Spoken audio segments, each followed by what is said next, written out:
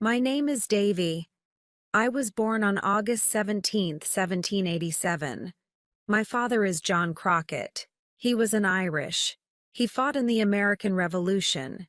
He was a very courageous man. I want to tell you my story. This is my story. Davy had a difficult childhood. His family was poor. When he was 12 years old, his father said, "Davy, our family doesn't have any money. You must go to work as a cattle herder."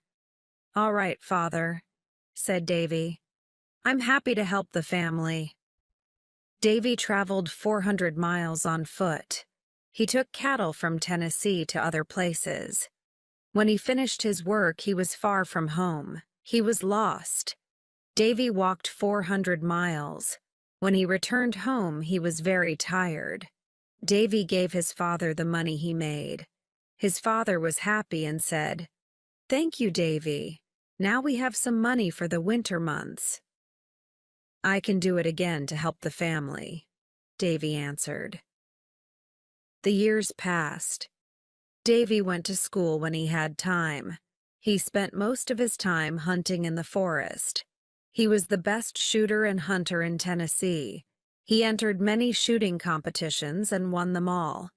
He called his rifle Old Betsy. For years, Davy hunted bears and other wild animals. He was a trapper. Once he hunted 100 bears in 6 months. It was dangerous to hunt bears, but Davy was very courageous and strong. He knew the forest well. The Indians were his good friends. He ran fast and was a strong fighter. He fought with the wild cats of the mountains. Some people said that one day Davy saw a raccoon in a tree. He wanted to shoot it, but the raccoon saw him and said, "Wait a minute. Are you Davy Crockett?"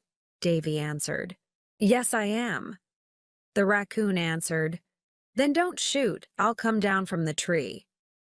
And the raccoon came down from the tree. Everyone liked Davy Crockett. He was always happy with a big smile. He was honest and always helped others. Davy was a tall man. He wore a cap, trousers, and a jacket. He always carried his long rifle, Old Betsy. In 1806, Davy married Polly Finley. She was a school teacher. They had 2 sons and a daughter, John, Joseph, and Judith. After a few years, the Crockett family moved into the Tennessee Hills. The Tennessee Hills were near hostile Indian country. In 1812, the war between the United States and Britain began. The Mohawk and Creek Indians fought with the British against the Americans. The American General Andrew Jackson organized a small army. He wanted to fight the Creek Indians and the British. Davy fought with this army. He was a scout because he knew the territory well. His work as a scout was very important. Davy traveled across Tennessee, the Mississippi Territory, Florida, and Louisiana with General Jackson's army. The Battle of New Orleans was a big victory for General Jackson and the Americans. The war ended in 1814. The British lost the war. The Indians lost their territories and went away. New American families settled in the Tennessee Hills. At the end of the war, Davy returned home to his family. Unfortunately, his wife Polly died. Life was again difficult for Davy. He worked as a trapper and took care of his 3 children. After some time, Davy met Meg Mackinac. Meg's father was an American trapper. Her mother was a Cherokee Indian. Davy fell in love and married her. They had twins. Davy named the twins George and Washington, in honor of America's first president. There were now 5 children in the Crockett family. Davy and his big family wanted to live in Lawrenceburg, Tennessee. Davy bought a covered wagon. He and his family put all of their things inside the wagon: chairs, tables, beds, clothing, and many other things. 4 strong horses pulled the big wagon. Davy and his wife sat in the front. The 5 children were inside the wagon. After traveling in the forests and mountains, they arrived in Lawrenceburg. This was their new home. Davy opened a mill. He was a hard worker. His neighbors liked him. Everybody in Lawrenceburg liked him. He became a representative of the town government. He was very popular. People liked listening to his stories about hunting bears and about the War of 1812. They admired his honesty and courage. Davy was different from other politicians. His speeches were never boring. His message was clear. He spoke to the people in simple language. He dressed like them too. He always wore his coonskin cap and his buckskin trousers and jacket. One day at an important meeting, he didn't know what to say. So he looked at the people and said, "Today, I am like a man trying to drink water from an empty barrel. I'll tell you a funny story and then we can go home." Davy soon became a representative of the government of Tennessee. Now he was in politics. He helped his people in many ways. At first, many politicians laughed at Davy because he never wore a suit. After some time, these politicians admired and respected him. Davy was an honest man. Everyone believed what he said. His buckskin jacket had 2 big pockets. In his right pocket, Davy had a bottle of whiskey. When he met his friends, he gave them some whiskey. In those days, it was common to give some whiskey to friends. Davy often went to Nashville, the capital of Tennessee. In Nashville, he worked for the Tennessee government. One day, while Davy was working for the Tennessee government, a big flood destroyed his mill. This was terrible. He was very unhappy because he lost a lot of money. When he returned to Lawrenceburg, he started a new type of work. This time, he made barrels. He sold these barrels in New Orleans, Louisiana. New Orleans was about 400 miles away. To go to New Orleans, he traveled on the Mississippi River. He had a big boat to carry the barrels. It was difficult to travel on the Mississippi River. There were many dangers. One day his boat had a bad accident. It began to sink. Davy almost drowned. He lost his boat and his barrels, but he didn't lose his life. In 1827, there was a big election in Tennessee. Davy Crockett became a United States congressman. This was a great honor for him. In the United States Congress, he represented the people of Tennessee. He traveled to Washington, D.C., the capital of the United States. Davy was very happy to be a congressman. He wanted to help his people. There were congressmen who wanted to take land away from the Fox Indians of Tennessee. Davy protected these Indians. He fought against dishonest congressmen. "The Fox Indians cannot live without their land," Davy shouted. "I must defend all the American people of Tennessee, the whites and the Indians." After months of hard work, Davy was not able to help the Fox Indians. The U.S. Congress made a law that took away land from the Indians. Davy was very angry. He hated injustice. In 1835, he left the U.S. Congress. In 1835, the Crockett family left Tennessee. They put all their things in a big covered wagon and they traveled for many days. They finally arrived in Texas. At that time, Texas belonged to Mexico. At first, the Mexican government was happy with the American settlers. They cultivated the land. Many settlers went to Texas because land was very cheap. With a little money, a settler bought a lot of land. More and more Americans went to Texas. There were about 20,000 American settlers in eastern Texas. There were only 5,000 Mexicans. The Mexican government did not like this. There were too many Americans. Mexico decided to close its borders. The American settlers were very angry. In 1834, the Mexican General Santa Anna became the dictator of Mexico. He was a cruel man. He sent his soldiers to the Mexican border. He did not want American settlers to enter Mexico. By 1834, there were more than 30,000 Americans living in Texas. They wanted Texas to be an independent American state. They did not want to live under a cruel Mexican dictator. Davy and his family now lived in Texas. They were happy in their new home. They wanted the independence of Texas, too. One day, Davy heard that the Mexicans wanted to attack Fort Alamo. The Alamo was a Spanish church and fort near San Antonio in western Texas. There were Texans and American soldiers at Fort Alamo. There were also women and children at the fort. War was in the air. Davy knew he must fight for the independence of Texas. Davy asked other American settlers to go to the Alamo with him. Few men wanted to fight, but this did not stop Davy. He and 15 men decided to go to the Alamo. They were ready to fight the Mexicans. There were 112 men at the Alamo. Colonel William Travis of the U.S. Army was the commander. William Travis was a young colonel. He was only 27 years old. He was a lawyer. He entered the U.S. Army to fight for the independence of Texas. One day, Colonel Jim Bowie and 30 men arrived at the fort. Jim Bowie was a tall, strong man. He was a hunter and trapper. "Good evening, Colonel Travis," said Colonel Bowie. "I have a message for you from General Sam Houston. Here is the letter." Colonel Travis opened it. He read it aloud. "You must destroy the Alamo and come with my army.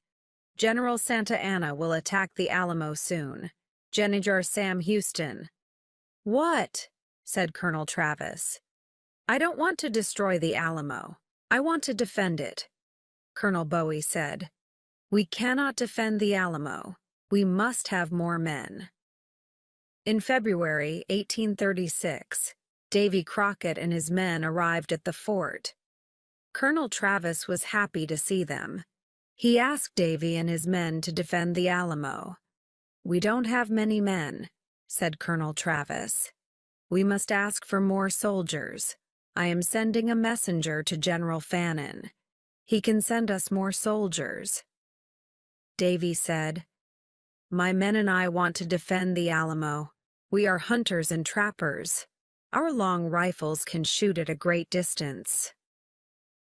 Davy Crockett and Jim Bowie became good friends. Together they repaired the walls of the fort. They cleaned the rifles and the cannons. They were ready for the battle. One morning a messenger arrived. "I have a message from General Fannin. He is very sorry. He cannot send any soldiers. You must leave the Alamo now. General Santa Anna is near. You are all in danger." "We don't want to leave the Alamo," said Jim Bowie. "We want to fight for the independence of Texas. How many soldiers has General Santa Anna got?" "He's got about 4,000 soldiers," said the messenger. Colonel Bowie looked at Colonel Travis. "We must speak to our men," said Colonel Travis. "Yes," said Bowie. "We must speak to them." Colonel Travis called his 187 men. He said sadly, "General Santa Anna is coming to attack us. He has about 4,000 soldiers and lots of ammunition. We have only 187 men and little ammunition. We have little food and water. Remember, there are women and children in the fort." Then he marked a line on the ground with his sword. "Those who want to fight for the independence of Texas cross this line. The others can leave the fort and go home." There was a very long silence. Davy thought about his wife and his 5 children. Then he thought about the independence of Texas and the American settlers. He thought about a new American state. Texas. All the men crossed the line. These men wanted to defend the Alamo. These men wanted an independent Texas. On February 23, 1836, General Santa Anna and his army arrived. He sent a messenger to the Alamo. He wanted the people in the Alamo to leave. The men in the Alamo answered with a cannon shot. They did not want to leave. They did not want to return to the United States. General Santa Anna was furious. He showed a red flag. The red flag meant no prisoners. He wanted to kill everyone in the fort. On February 24, 1836, General Santa Anna's army attacked the Alamo. The Mexicans had an enormous cannon. It shot a cannonball that damaged a wall of the fort. Davy said, "We must destroy that cannon. It can destroy the walls of our fort." That night, Davy and Jim Bowie left the fort. They went to the Mexican camp. Everyone in the camp was sleeping. Davy and Jim silently passed behind the two Mexican guards. They put mud and stones in the enormous cannon. Then they returned to the Alamo. The next morning, the Mexican army used the cannon. It exploded. The Mexicans were very surprised. Their enormous cannon was destroyed. The men in the Alamo killed many Mexican soldiers. The Mexican army attacked many times during the day. But the Texans and the American army defended the Alamo.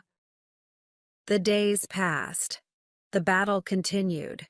There was little food and ammunition. The men in the Alamo fought courageously. Nothing stopped them. After 12 days of fighting, General Santa Anna sent all of his army to attack the fort. On March 6th at 5 a.m., the Mexican bugles played the Degüello. The Degüello was a war song. It meant death for everyone. The women and children at the fort were tired and afraid. The situation was desperate. The men at the Alamo heard the Degüello. They understood the message. General Santa Anna's army attacked the fort from all sides. It was a terrible battle. Everyone was shooting. Cannonballs were flying. A lot of men were injured. Some men were killed. Davy and the other men defended the fort. They sent back the Mexicans twice. The third time, the Mexicans entered the fort. They killed many people, men, women, and children. It was a massacre. Jim Bowie was a great fighter. He was a strong man and he was never afraid. He fought with his famous Bowie knife. He killed many Mexican soldiers. At the end of the day, 3 Mexican soldiers killed Jim Bowie. Davy and the other men fought until the end. They killed many enemy soldiers. It was a desperate battle. 4 Mexican soldiers killed Davy with a long knife. The tall, courageous trapper fell to the ground. Only 2 women and 2 children were alive after the massacre. But General Santa Anna did not kill them. These women and children returned home. The Mexicans burnt the bodies of the dead people. It was a big victory for General Santa Anna. He lost 1,544 men at the Alamo. On April 21, 1836, General Sam Houston and his army attacked General Santa Anna. General Houston made General Santa Anna prisoner. Santa Anna then signed a treaty. This treaty said that Texas was independent. Everyone remembered Davy Crockett, Jim Bowie, Colonel Travis, and the other men. They died for the independence of Texas. Texas became a state of the United States in 1845. All through his life, Davy Crockett did what he believed was right. With his honesty and determination, he became a national hero. Davy Crockett was the perfect example of the American free spirit. In his life story, Davy wrote, "I leave this rule for others when I'm dead. Always be sure you're right. Then go ahead." Once there was a woman with 3 sons, Tom, Bob, and Jack. Tom was the youngest. Bob came next, and Jack was the oldest. They lived in a village. They were happy, but their mother was very poor. So the boys looked for work. Tom worked for a kind man in the next town. The man made tables and other things from wood. Tom worked very hard for 1 year. When the year ended, the kind man gave him a table. It looked old and dirty, but it was a magic table. Say to the table, "I am hungry." Then wonderful food will appear on it by magic, said the man with a smile. You are very kind, said Tom to the man. And he left. He went from country to country and from city to city, and he was always happy. He carried his table on his back. When he wanted food, he put the table down, in the street, by a river, under a tree. He said to the table, "I am hungry," and lovely food appeared. Some months later, he thought, "I would like to see my mother. I'll go home." On the last night of his journey to his mother's house, he came to an old house. An old man lived there. "Can I stay the night here?" he asked the old man. "Yes, you can stay here, but I can't give you any food," said the old man. "Don't give me any food," Tom said. "You can eat with me." Then he put down his table and said, "I am hungry." Wonderful food appeared and they ate it. Now this man was not a good man. He was a jealous man. "I want this boy's table," he thought. "It will give me food. I can sell the food to other people. I will never be hungry again." When Tom was asleep that night, the old man took the magic table from Tom's room. He worked all night and made a new table. It looked the same. He put it next to Tom's bed. The next morning, Tom put the new table on his back and he walked to his mother's house. Tom's mother was very happy when she saw her youngest son. "What did you do when you were away?" she asked. "I made tables," said Tom. "And I have a table here." "It's not a very nice table," said his mother. "But it's a magic table," answered Tom. "When I say to it, 'I am hungry,' beautiful food appears on it." "Show me," said his mother. "Let's invite our friends from the village. Then everybody can see the magic," said Tom. Tom's mother invited everybody from the village. Tom put his table down in front of them and said, "I am hungry." But nothing happened. No wonderful food appeared on the table. Everybody laughed and went away. Tom was very angry. He knew now. The old man had his magic table. Tom was very unhappy. He ran away from home and went back to his old job. He wrote to his brother Jack. His letter told the story of the magic table and the jealous old man. Bob, the second brother, worked with a friendly man in a village many kilometers away. Bob worked very hard for 1 year. When the year ended, the man gave Bob a donkey. "You can't sit on this donkey," the man said, "but it is a good donkey." "It's very small. Why is it a good donkey?" asked Bob. "Because it's a magic donkey," answered the man. "Put a box under its mouth. Say the magic word, 'Bricklebat,' and gold will suddenly fall from its mouth. Catch the gold in the box. You will never be poor." "You are very kind," Bob said to the man. Bob went from country to country and from city to city, and he was always happy. He took the donkey with him. He bought the most expensive clothes and ate the most wonderful food. He stayed in the best houses. When he wanted more money, he said "Bricklebat" to the donkey.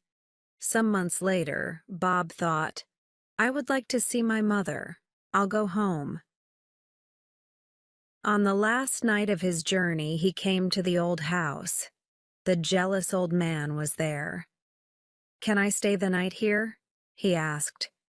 "Yes, you can stay here, but I want money for your food and your bed." "Money!" cried Bob. "You can have a lot of money." Bob ate lovely food at Tom's table. The old man asked for some money. Bob put his hand in his coat, but there was nothing in it. "Wait," said Bob. "I'll get some." He took a box and went outside to the donkey. The old man followed him to the door. He stood behind the door, and Bob did not see him. "Where is his money?" the old man thought. "I'll watch him. When he's asleep, I'll take his money." Bob put the box under the donkey's mouth. He said the magic word. The gold fell into the box. The old man's mouth opened wider and wider. "I want that donkey," he thought. Later that night, when Bob was asleep, the old man went outside. He found another donkey and put it in the place of the magic donkey. The next morning, Bob took the new donkey and walked to his mother's house. Bob's mother was very happy when she saw her son. "What did you do when you were away?" she asked. "I worked for a man," said Bob, "and he gave me this donkey." "It's a very small donkey," said his mother. "Is it strong?"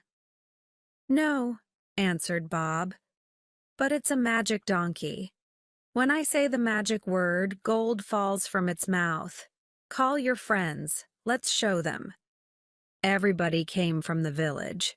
"Now watch this," said Bob. "Bricklebat." Everybody looked at the donkey. The donkey looked at them. Nothing happened. No gold fell from its mouth. Everybody laughed, and Bob was very angry. He knew now. The old man had his magic donkey. He ran away from home and went back to his old job. He wrote to his brother Jack. His letter told the story of the magic donkey and the jealous old man. Jack worked with a woodcutter. He worked very hard for 1 year. When the year ended, the woodcutter gave Jack a beautiful box. There was a stick inside it. "Thank you for the beautiful box," said Jack, "but I don't want the stick. I'll put something prettier than a stick in this lovely box. It's a magic stick," said the woodcutter. "When somebody is unkind to you, the stick will help you. You say, 'Stick, out of the box.' The stick will jump out of the box and it will hit them. When you say, 'Stick, back in the box,' it will stop hitting them." Jack took the box and started his journey home. On the last night of his journey, he came to the old house. The jealous old man was there. He gave Jack some food. Then Jack told him about his journey. "Do you know," said Jack, "that there is a magic table? You say, 'I am hungry' to the table. Then wonderful food appears on it. And there is a magic donkey. You say 'Bricklebat' to it, and gold falls from its mouth. But I have something better than the magic table or the magic donkey in this box. Nothing in the world is as good as this." "What is it?" thought the jealous old man. "I want it."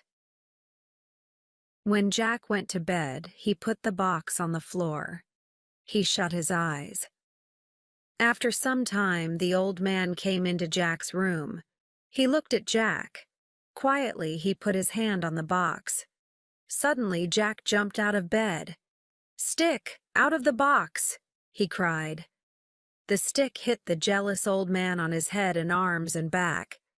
The old man wanted to run away, but he couldn't. "Give me the magic table and the magic donkey. Then I will put the stick back in the box," said Jack. "Yes, yes," cried the old man. "You can have them. Stop the stick, stop the stick." The next day, Jack took the table, the donkey, and the stick, and he walked to his mother's house. Jack's mother was very happy when she saw her son. "What did you do when you were away?" she asked. "I worked with a woodcutter," said Jack. "He gave me this stick." "A stick!" cried his mother angrily. "Why did he give you a stick? You can get a stick from every tree in the world." "Yes," said Jack, "but this is a magic stick. When somebody is unkind to me, I say, 'Stick, out of the box.' It jumps out of the box and hits them. It only stops when I say, "Stick back in the box." My brothers had a magic table and a magic donkey. A jealous old man took them. With this stick, I got them back again. Jack's mother was very happy. She wrote to Tom and Bob and told them the story. They came home. She invited everybody from the village to their house. Everybody sat round the magic table and ate wonderful food. Everybody took home a bag of gold from the magic donkey's mouth. From that day, the old woman and her 3 sons lived very happily.